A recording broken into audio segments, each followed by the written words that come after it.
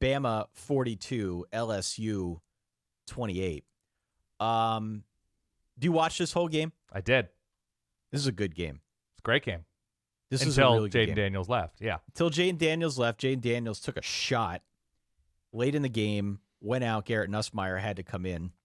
We'll have to wait and see on Jayden Daniels. He was reportedly in concussion protocol, per the report from Jenny Dell on the sidelines. He was in the tent for a while, tried to come back in for a moment. That didn't really last.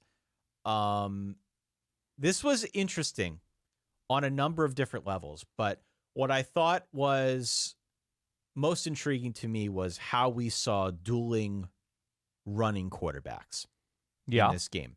Because we've grown to expect that from Jayden Daniels. That's just part of what you get with him at this point. If you go all the way back to when Jayden Daniels was in high school, he was more comfortable running the football. He's just a running quarterback. He's very good at it. He's very quick. He's very shifty. He's very tough.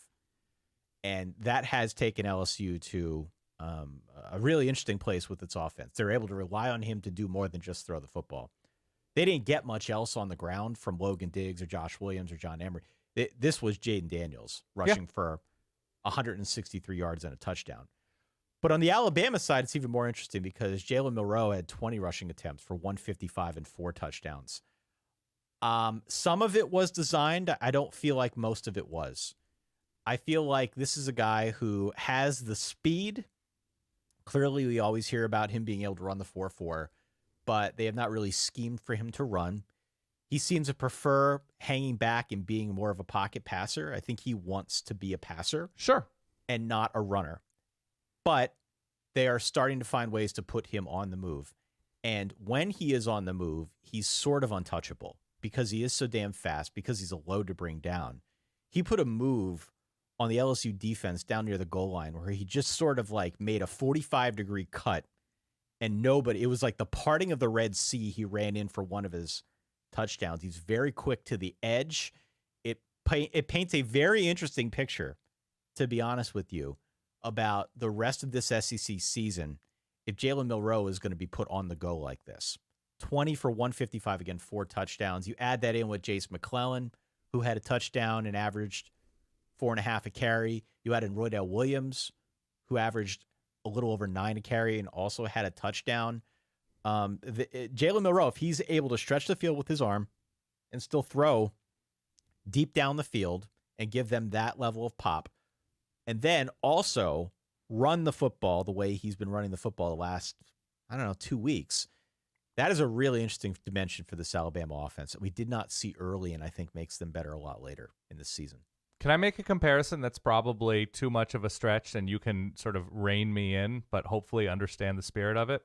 Watching this game, Jalen Milroe at his best, which, by the way, I don't know if this is going to be painful for you, like kind of a masterwork from Tommy Rees, putting Jalen Milroe in position to succeed. Look, like putting him getting him to do things that he can do, not trying to make him do things that he's not necessarily developed into yet. Listen, I've said this for as long as I've watched Tommy Rees coordinate offenses. Yeah. The problem that I've always had with his offenses is their one read. Right. Their one read. And we always thought that was because he was simplifying it for a quarterback who was backup in Ian Book or a backup in Drew Pine or a first-time starter in Tyler Buckner. I mean, we had the Jack Cohn years. Okay, that was a little bit different. But by and large, he's been, I think, simplifying the offense. And we've seen those guys still do pretty well in that system where they look for one guy, he's not open, they run. Right. And we hadn't really seen that from Jalen Milroe. We're starting to see that from Jalen Milroe. So either that's the game that he is growing into just organically or it's something by design. But either way, it worked. Either way, it worked in the biggest game of their season now, in the SEC season anyway, for them, 42-28. Yeah, okay. So we come into, you're absolutely right. We come into this game having questions about the Alabama offensive line. LSU is not able to fully take advantage, obviously, because of the escapability of Jalen Milroe and how quickly he can get the ball out when something is there. The rushing attacks seem to be there. The comparison I was going to make is Jalen Milroe is almost like a Brazilian soccer player playing quarterback. The improvisational abilities, the angles he finds, the ability to accelerate, the ability where you think that he is cornered and suddenly he just pops it over to a running back who leaks out, like that.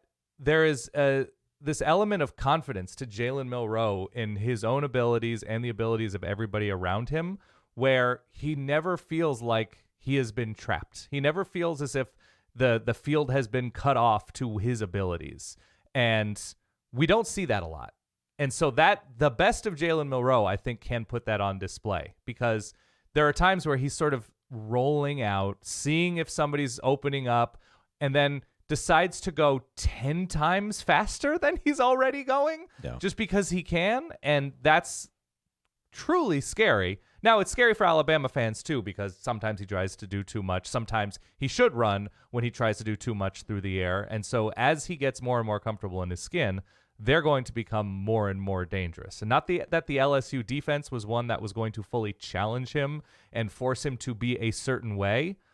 But when he is out in space and tasked with making a decision, there are almost fewer bad ones than good ones when he is feeling it. And I don't know if that makes sense when you watch him, but that's what struck me, that there is a certain amount of he is seeing things that others aren't and others can't. And it was truly crazy to watch. And also, should mention, Jayden Daniels got hurt, and the hit was a penalty. It was penalized. Dallas Turner hit him high, was not targeting, he obviously wasn't ejected. I don't know. Like, it didn't seem like Dallas Turner was trying to be dirty, but man, that leveled him. He hit him high. Yeah, they were checking his jaw to see if they broke his jaw, and he was out for a while. You could tell that he was probably seeing some stars when he sat up on the field. Yeah. And also, he's incredible. Jayden Daniels is incredible. Yeah, he's incredible. Just an incredible quarterback. He's an incredible quarterback, and you hope he's not going to be out for any extended period of time, because there's a strong case to be made that he's the best player in college football. Yeah. With the way he puts the team on his back. Malik Neighbors, again. Do you see the catch Malik Neighbors had? Yep. Malik Neighbors is kind of uncoverable at this point. LSU really has nothing to hang its head about. Obviously, you want to go to Tuscaloosa and get the win here, but this is still a very, very good team. Just sort of let down in part by their defense again, and also drew the short straw with Jayden Daniels getting hurt late. Who knows what they were what down that at the game time, looks but like. Yeah, if it's not Garrett Nussmeier. So again, 42-28 was your final score. A big win for Alabama. They've got Kentucky, Chattanooga, and Auburn left on the schedule.